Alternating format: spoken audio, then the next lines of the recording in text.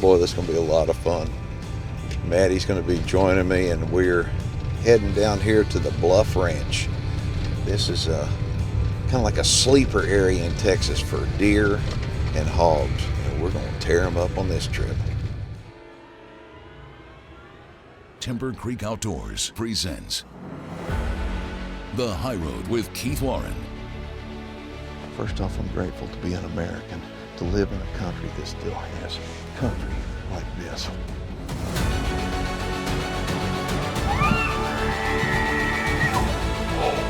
We pulled it off. Oh my gosh. Take him.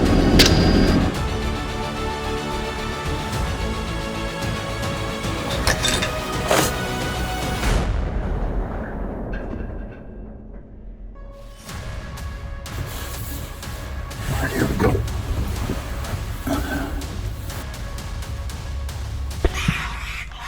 So howdy everybody, welcome to the show. Where today, I think you're going to like this because this is like one of my favorite kind of shows to do. The reason why is because we get to shoot a lot of animals, and so who couldn't like that? We're heading down to the Bluff Ranch. Now the Bluff Ranch is a beautiful place. It's down along the Texas coast. It's a great big ranch, and it's got tons of animals, and they have us down there to help them out for wildlife management. Man, I didn't know it got this cold down here, Byron. Hi! And a good set of brothers, the Burris brothers, own this place, and it's a lot of fun to hang out with them and make some memories in hunting camp. I gotta get some warm clothes on. Yeah, no kidding. and then it's gonna be mayhem. We're on a management hunt. All right, so as far as Bluff Ranch goes, let me tell you how we met these folks. It was through our friends over at Conroe Taxidermy. I mean, Barrett Simpson was over, actually, he had just finished setting up the animals in their man cave or their hunting lodge, whatever. You take a look at it and you think, this is beautiful. I mean, he's got animals from all over the world hanging up there. Taxidermy work is beautiful. And now it's time to head on over to Conroe Taxidermy. And these guys amaze me. And I think that anybody that walks in their party barn is going to be blown away.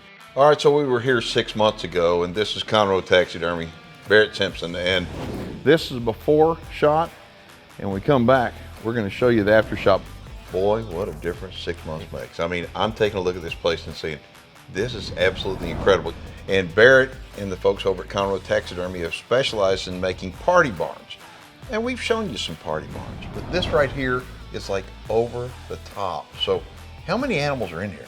You know, there's probably about 450 animals right now in here, but this is our showroom, and this is where the clients come and actually pick up their animals. So it's going to be a constant rotation of animals through here. And so it's constantly going to be changing, but you do more than just show off mounts waiting for people to come pick them up.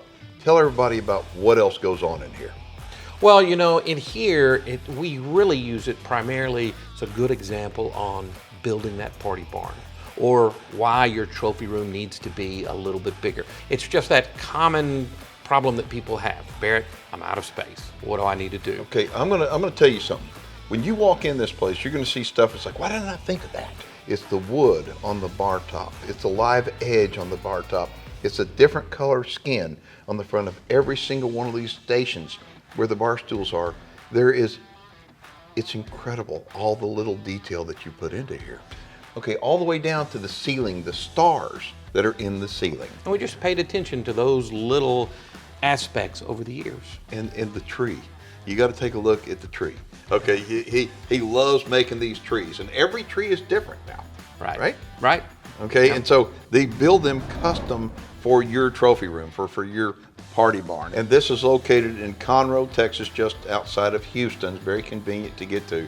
So if you want to come out here and take a look, if you're looking for some ideas for your trophy room, or you're fixing to build a house and you want a trophy room, I want to highly encourage you to contact Conroe Taxidermy because they can help you lay the thing out. They do everything from A to Z and in between, and you'll be happy. Give them a phone number.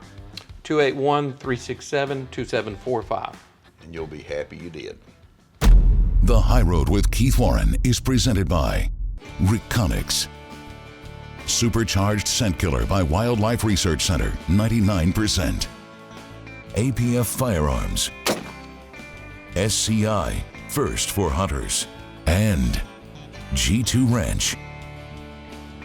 Visit highroadhunting.com. Now it's time for viewer feedback. Okay, this comes to us from Karen off of Facebook. She said, I saw that Matti is a ranch real estate agent now. My husband and I have always hunted with outfitters, and now that we are getting older and so are our kids, I think we're ready to start looking at buying our own land to hunt on. How big does the property have to be in Texas, and what can we expect for it to cost? That's a great question. You only have to have 10 continuous acres in the state of Texas to legally hunt on it per Texas Parks and Wildlife. And as far as cost, it's just gonna depend where you're looking at. If you're over towards Brackettville, it's gonna be much more affordable than if you're over, around Fredericksburg. But you can expect, if you're doing a land loan, to put down about 20%. Interest rates are gonna fluctuate. If you're paying cash, it'll be cash. But that's a great question. If you have one for me regarding real estate, head over to our website and click on the Connect with Keith and Matti tab. So joining me on this hunt is going to be Matti. Now Matti is going to be using a Timber Creek powered APF MSR.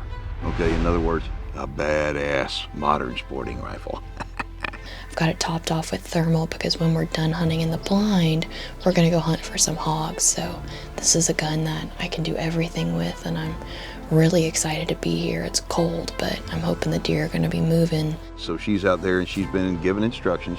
You can take management deer or feral hogs. And me, I'm choosing to hunt with air guns. I've got a corn feeder about 25 yards in front of me. I'm hunting with the Dragon Claw. And the cool thing about it is I've got it powered up as far as scope goes with a Pulsar thermal scope. Matti is about a mile away from me right now. We're starting to get covered up in deer. There's a little buck coming down right here. We got one down the road. You can hear them everywhere. They're golden, they're hungry. Gosh, there's a really pretty deer coming in down that fence line by the cows. Really pretty, but he's just a little young and he'll be a big dude next year. We're not gonna shoot him. And so I'm sitting there, and the very first thing comes out is a doe. And I'm sitting there looking at her and going, ooh, ooh. All right, here we go. I'm gonna be lucky in a minute. So anyway, I've got the one camera rolling, I got the camera rolling, the little Pulsar rolling, I get everything lined up, and I send an arrow through her heart. And I say, number one animal, muerto. That was a perfect arc shot, and I got plenty of time left to try to get a hog now. I'm gonna go ahead and reload. And the closer it gets to dark, the bigger my odds are that a hog's gonna come in now. That's good.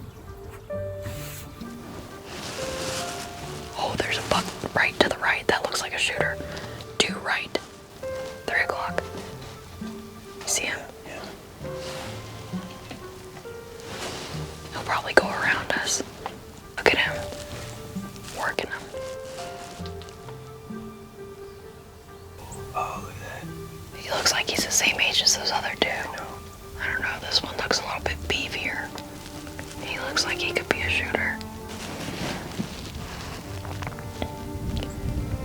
There he goes.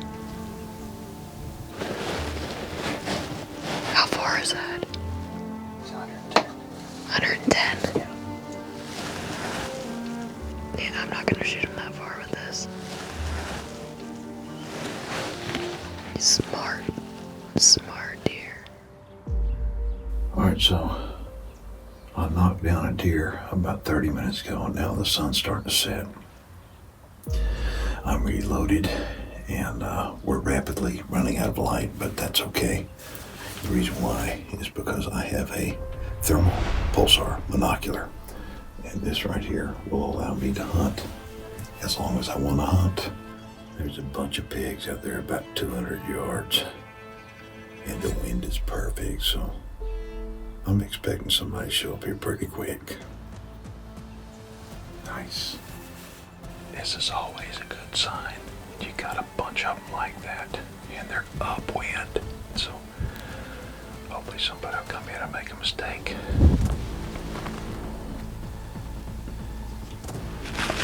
Here we go.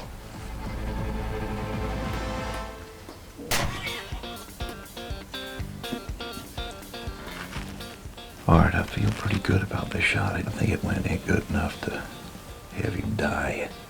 And I bet he's right over there. they're underneath their brush. So this evening turned out to be a really good success for me. I wasn't sitting in there long, and all of a sudden took this doe, sent an arrow right through her heart, and she didn't go 40 yards and keeled over. Then all of a sudden I waited till dark, hoping that a hog would come in. But you'll notice when I was fixing to prepare to shoot the hog, I was ranging him, getting the range, so I knew exactly how to hold with my air rifle. I released the arrow, it went right through him, and then he went in the thick brush. So lots of cool tools to do this job, and the hunt has just got started. I got to take care of these guys tonight, and then tomorrow I'll be back in the stand, so will Matti, bright and early. The High Road with Keith Warren is presented by Pulsar, Timber Creek Outdoors, Legends Ranch, the Lucas Oil Outdoor Line, and Record Rack Deer and Elk Feed. Visit highroadhunting.com. Everywhere I go, I know that the Lucas products are going to keep my firearms working tip-top shape. One of the things I've figured out over years and years of shooting equipment like this is that when you shoot firearms with suppressors, the guns just get dirty. Simple as that. So you've got to use products that will clean your firearms up and allow them to cycle properly. But many times when you're shooting suppressors, a lot of people wind up overlooking the fact that you've got to take care of that suppressor too.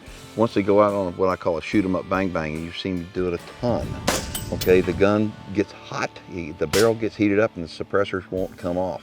It's for that reason I encourage you, if you wind up having a gun with a suppressor, especially an MSR, use a quality lube to put on the threads before you put your suppressor on.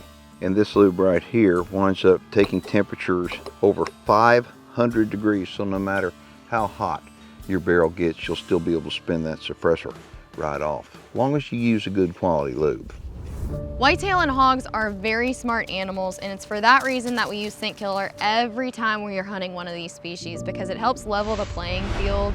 We spray down our clothes all of the time before we go hunting because scent killer will work for days after drying. And Texas weather is all over the place. You never know what the wind is gonna do. My dad likes to go to bed early, so he's not joining us on the hog hunt. It is me and Colin. Colin is the ranch manager out here. He takes care of the cattle, he takes care of all the hunters when they come out, and he's gonna hopefully put us on some hogs tonight. Yeah, they are. So we've been glassing all night, and hogs are really smart. The wind's kind of been all over the place, and we finally get our eyes on some hogs. So we put on a spot and stock. There's this one hog, it's pretty big, and it's making its way towards us, which I thought he's gonna smell us for sure and take off. Nope, he didn't take off. So I'm on my shooting sticks, I get steady, I squeeze the trigger, and boom, it's a hit. Well, he goes down, and Colin's looking around. He goes, Matti, there's more hogs behind us. There's more hogs behind us. All right. So we have to shift positions, get the rifle on the other side of us, and there's this hog, but he's kind of covered up with brush, and I thought, should I take the shot? Heck yes, I should take the shot. It's a feral hog. You got to kill everyone you can. I'm on it. Hell yeah. Well, I shoot this hog, and it's a hit. I shoot him again, it's another hit. He didn't want to go down. I hit him several times, and finally he expired. I'm looking at this hog through my scope, and Colin spots more behind us again. Oh, yes. 1 second, I'm on it. So we shift positions, I get back on this one hog. It's a little guy. I'm on it. Boom, hit him. He drops instantly, and we have 3 dead hogs in a matter of 5 minutes. I got all that. That's awesome. That's awesome. So we're driving along, we're trying to spot some more hogs, and we pull up on this field. And fields are always a hot spot for hogs. They like to root in them and destroy them. Yeah, they are. Lo and behold, we've got some hogs in this field. There's 2 of them. And we start to put on a stalk. We get up close to them, within shooting range, but they're kind of working their way towards us a little bit. And the field is a swamp right now. It's just hog heaven. But it makes it really hard to put on a good spot and stalk because you don't want to get all your gear wet. Really affected our strategy. We had to go around and kind of flank around the hogs, and they started making their way right towards us. They get close enough, they're in shooting range, and I feel confident, so I squeeze off on the first hog and he hits the deck. He's dead instantly. I get on the second hog and I shoot him. I hit him. We know it's a hit. You could hear that thump, but we never recovered him. And one thing you need to know about South Texas and that coastal line, there's lots of rattlesnakes, and a feral hog ain't worth getting bit by a rattlesnake. It's not gonna go to waste. The coyotes gotta eat too, but we never recovered that guy.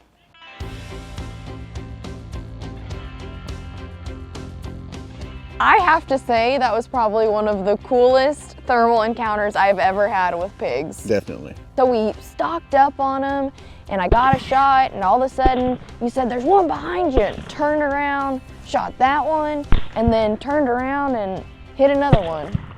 So it was just action-packed, but these are big hogs. I mean, this sow is probably the biggest hog I have ever taken. And you need to have a good gun that can knock them down. So I'm very grateful to have this and then the thermal. We couldn't have done it without the thermal. And we're gonna get these loaded up, get a workout in doing that, and try to get some more. The High Road with Keith Warren is presented by Sierra Bullets and Ammunition, Sightmark, Tank Blinds, Supercharged Scent Killer by Wildlife Research Center, 99%. Air Venturi, the power of air. Visit highroadhunting.com.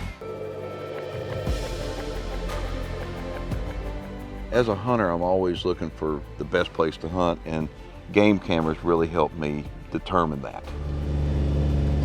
This ranch is several thousand acres in size. Of course, we're going to use our reconnaissance cameras to help establish which one of these stands has got the most action. Okay, I've used reconnaissance since they came to market, and I've taken millions of pictures with reconnaissance cameras and not had one issue, not one. These cameras are hell for stout. And I mean, they will hold up. And like I said, there's a lot of game cameras that wind up in the landfill because they won't hold up to one season of hunting. But these cameras, they hold up year after year. So I use them and they give me a lot of great information.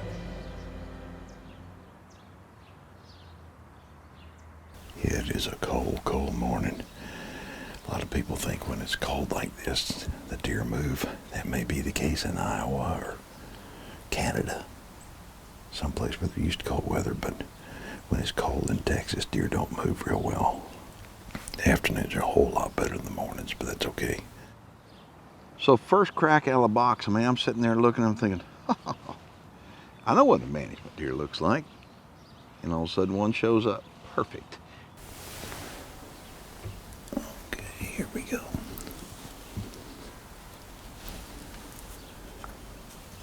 That's got to be a management buck if you take a good close look at him.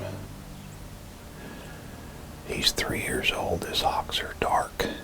There's a problem. I mean, he's got a 10-point with him. If I wasn't on a management hunt, people would ask, you gonna shoot that 10-point? No. And the reason why is because the 10-point's not old. That 10-point needs to breed. But the 10-point's gonna be the problem. And the reason why, the management buck that's out here, well, I'm trying to get video of him, and I got the Kofi Jaeger with the rifle on it and everything. Everything's good to go, but that 10-pointer will not get out of the way for me to get a good, clean shot. And so I gotta wait and wait and wait, because I'm not taking a shot unless it's absolutely perfect. And it's like, come on, guys, come on. This is only a 30-minute show. Anyway, I finally had my shot. All right, here it goes.